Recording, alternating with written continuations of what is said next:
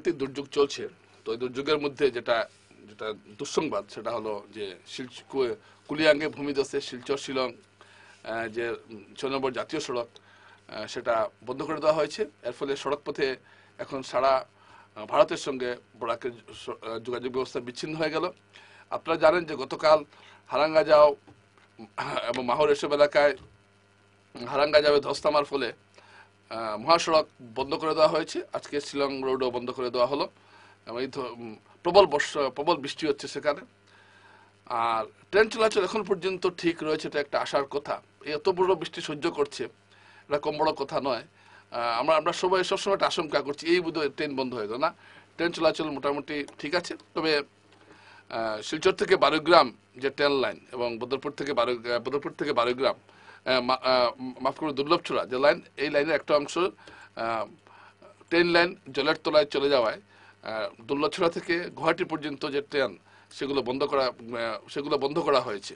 এটা হলো একটা খবর। অর্থাৎ একইভাবে চারটা ট্রেন বন্ধ করা হয়েছে, কিন্তু পাহাড় লাইন সচল রয়েছে। এটা আপনার জন্য একটা ভালো খবর বলতে পারেন। পাহাড় লাইনটা সচল থাকাটা খুব জরুরি। এই বৃষ্টিতেও পাহাড় লাইন টিকে রইল, এটা কিন্তু একটা অত্যন্ত স্বস্তির কথা। কিন্তু সড়ক যোগাযোগ কিন্তু আমাদের বিরাট একটা সমস্যায় ফেলেছে। যতক্ষণ পর্যন্ত কেন্দ্রীয় ভূতল পরিবহন মন্ত্রী নীতিন গাডকারি যে রাস্তার কথা বলছেন, যে পাঁচগ্রাম থেকে বড়াপানি যে রাস্তা, সেটা হাইওয়ে, এক্সপ্রেস হাইওয়ে, সেইটা না হওয়া অবধি কিন্তু আমাদের এই দুর্যোগগুলো চলবে।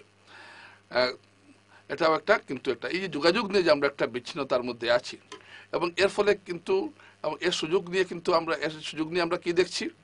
আমরা দেখছি যে জিনিসপত্রের দাম কিন্তু বাড়া শুরু হয়েছে। আজকে কিন্তু নারিখাড়ি বাজারে আমি দেখলাম যে আলু 40 টাকা হয়ে গেছে।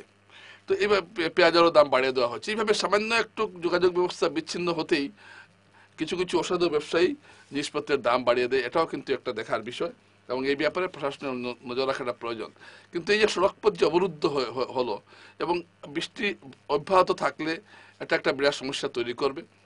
তাই বিকল্প সড়ক সেটা হওয়াটা অত্যন্ত জরুরি। আর ট্রেন লাইন এখনো টিকে রয়েছে এবং আমার একটা আশা করছি যে যেহেতু এখনো টিকে রয়েছে ট্রেন লাইন আর বৃষ্টিও কমেছে, তাহলে সম্ভবত বোধহয় ট্রেন লাইনটা এবার আর তেমন অসুবিধা সৃষ্টি করবে না। এটা আমরা আশা করতে পারি। তো বন্যার প্রেক্ষিতে এগুলো একটা কথা। আর শিলচর শহরে দ্রব্যমূল্য বৃদ্ধি নিয়ন্ত্রণ করাটা খুব জরুরি, এটা কিন্তু দেখা উচিত। এবং এই যে আজকে প্রতিটা পণ্যের কিন্তু দাম বাড়িয়ে দিচ্ছে কিছু ব্যবসায়ীরা, এ সম্পর্কে প্রশাসনের সতর্ক হওয়াটা খুব খুব জরুরি। বন্যার এখন বরাকের জল যে জায়গায় আছে, বন্যা হওয়ার সম্ভাবনাটা হয়তো এখনো কিন্তু যায়নি। এখন পশ্চিমার 1 মিটারের উপরে জল বইছে। কদিন পরে কিন্তু গ্রামে গঞ্জে বন্যাটা ছড়িয়ে যাবে। কারণ যখনই জলটা উল্টো দিকে ঠেলা মারবে, সঙ্গে সঙ্গে বিভিন্ন বরাকের যে উপনদীগুলো আছে, যেগুলো এখন জল নিয়ে এসে বরাকে পড়ছে, বরাক সেই জল টেনে নিয়ে যাচ্ছে।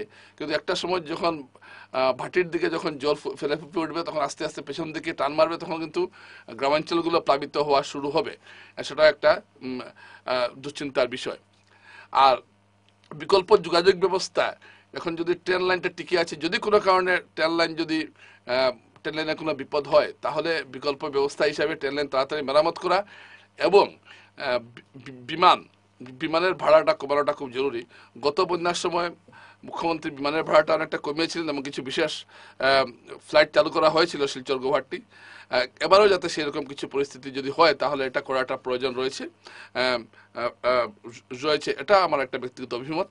কারণ দেখা গেছে এই যে বন্যা হচ্ছে, এখনই বিমানের টিকিট অনেক জায়গায় 12, 13, 14 হাজার টাকা হয়ে গেছে। তো এতটা দাম দিয়ে টিকিট কেনা মানুষের পক্ষে সম্ভব নয়। তো এই বিষয়টাকেও সরকারের গুরুত্ব দেওয়াটা উচিত।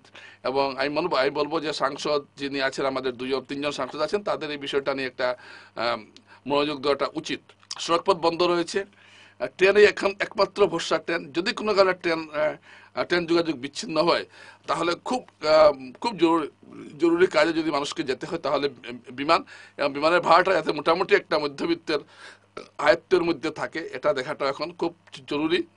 তো এগুলো কথা আমি এই জন্য অবতারণা করলাম। বন্যার পাশাপাশি এইগুলো বিষয় নিয়ে সতর্ক থাকাটা খুব জরুরি, কারণ আপনারা সবারই বিভিন্ন ধরনের কাজ রয়েছে এবং সবারই বাইরে যাওয়ার প্রয়োজন রয়েছে, তো যাচ্ছেনও, কিন্তু যে প্রাকৃতিক দুর্যোগ এখন দেখা দিয়েছে তাতে কিন্তু এগুলো আপনার বাইরে যাওয়ার কাজটা বিঘ্নিত হতে পারে। তাই বিকল্প ব্যবস্থা সবসময় রাখাটা কিন্তু প্রশাসন এবং সরকারের কর্তব্য।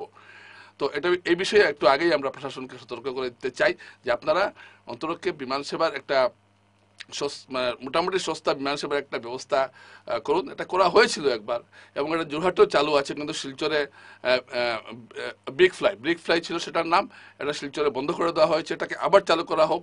আর শিলচর বিমান সেবা নিয়ে অনেক কিছু বলার আছে, এটা আমি আজকে এখন বলছি না। ইন্ডিয়ান এয়ারলাইন্সের বিমানটা বন্ধ হয়ে গেল শিলচরে, অত্যন্ত দুঃখজনক কথা। তো আমি চাইবো যে এই বিষয়টা নিয়েও যাতে সরকার একটু এই বিষয়টা নিয়ে, আমাদের সাংসদরা আছেন, মন্ত্রীরা আছেন, তারা যাতে এই বিষয়টা নিয়ে একটু সচেষ্ট হন। নমস্কার।